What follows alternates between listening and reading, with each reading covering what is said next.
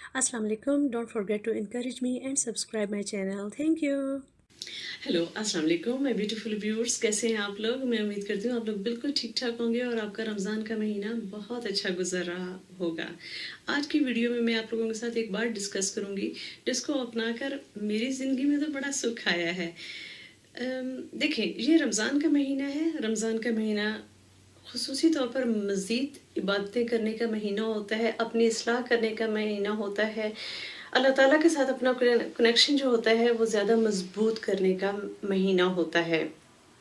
बहुत बाबरकत महीना है और थैंक्स टू अल्लाह जिसने हमें ये महीना अता फरमाया है।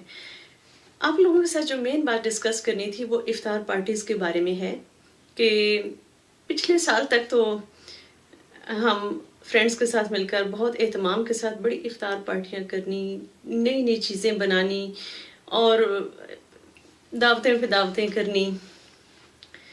लेकिन इस साल हम फ्रेंड्स ने आपस में मिलकर ये डिसाइड किया कि हम रमज़ान के महीने को बहुत सिंपल बनाएंगे। हम लोगों ने आपस में ये अहद किया फ्रेंड्स ने बैठकर कि जब भी एक दूसरे की तरफ इफ्तार पार्टी पे जाना है हमने उसको बहुत सिंपल रखना है। इफ्तार पार्टी में रोज़ा हमेशा पानी और खजूर के साथ इफ्तार होगा और उसके बाद आपने कोई एक डिश बनानी है इफ्तारी के लिए। वो फ्रूट चाट भी हो सकती है, दही बड़े भी हो सकते हैं, समोसे हो सकते हैं, रोल्स हो सकते हैं, कोई और इसी तरह की साइड डिश जो होती है जो आप इफ्तार में अमूमन खाते हैं आप वो बना सकते हैं। लेकिन वो 1 से 2 नहीं होंगी। ये आपस में मिलकर तय किया कि चाहे ये आपकी अपनी चॉइस है, जो आप मर्जी अपनी अपनी कुकिंग का मुजाहिरा करना चाहती हैं तो सिर्फ एक बनेगी इफ्तार के लिए डिश, ठीक है। और फिर नमाज पढ़ने के बाद जो खाना होता है उसमें भी हमने आपस में ये प्रॉमिस किया कि हम एक डिश बनाएंगे इफ्तार पार्टी में।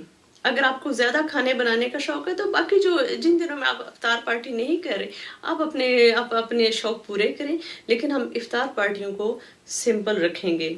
तो सिर्फ एक डिश होगी खाने में भी और उसके बाद एक डिश होगी स्वीट डिश के तौर पर जिसको आप खा सकते हैं, इससे ज़्यादा नहीं।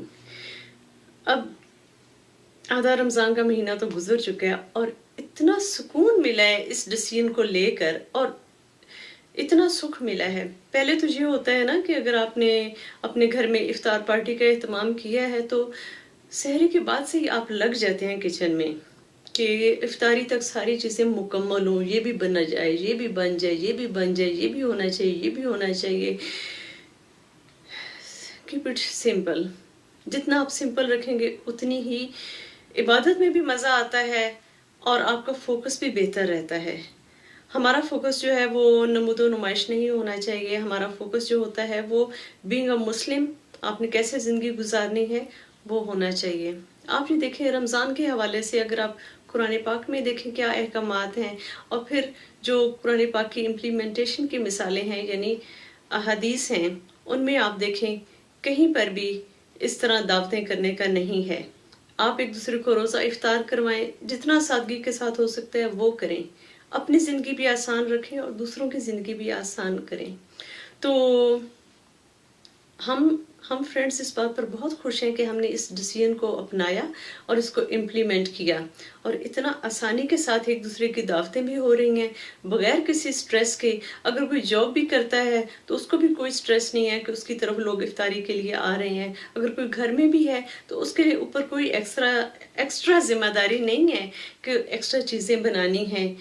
तो नेकी के कामों के लिए आपको बेतहाशा पैसा खर्च करने की ज़रूरत नहीं है, आपको बेतहाशा नमूदो नुमाइश करने की बिल्कुल भी ज़रूरत नहीं है। अपनी ज़िंदगी को आसान रखें और दूसरों की ज़िंदगी को भी आसान बनाएं। तो साथियों, ये बात मैंने आपसे शेयर करनी थी। इस डिसीजन की वजह से हमारी ज़िंदगी में तो बड़ा सुकून आया है। अगर आपको ये बात अच्छी लगे तो इसको अपनी फैमिली में, अपने फ्रेंड्स के सर्कल में इम्प्लीमेंट करके ज़रूर देखें। हम लोग हमेशा सोचते हैं कि लोग क्या कहेंगे, लोग क्या कहेंगे, लेकिन अगर आपके लोग आपका थिंकिंग लेवल रखते हैं तो वो आपकी बात को समझेंगे भी। और अगर आप सीधे रास्ते पर हैं तो फिर आपको परेशान होने की ज़रूरत नहीं है। फिर बात करें, ज़रा इज़्ज़त एहतराम के साथ करें और जो बात की रूह है ना वो पहुंचाने की कोशिश करें। तो देखें, पैसे की बचत इस बात का बिल्कुल भी मकसद नहीं है। इस बात का मकसद ये है कि इस्लाम ने जो असूल बनाए हुए हैं हम उन पे चलने की कोशिश करें। تو اسی طرح اپنے ارد گرد دیکھتے رہا کریں، جہاں پر آپ کو احساس ہو جائے کہ یہ ہم غلط کر رہے ہیں، نیکسٹ مومنٹ میں اس کو ٹھیک کرنے کی کوشش کریں. تو اس طرح مسائل جو ہیں وہ حل ہوتے چلے جائیں گے. تو دوستو، امید کرتی ہوں آج کی ویڈیو آپ کو اچھی لگی ہوگی.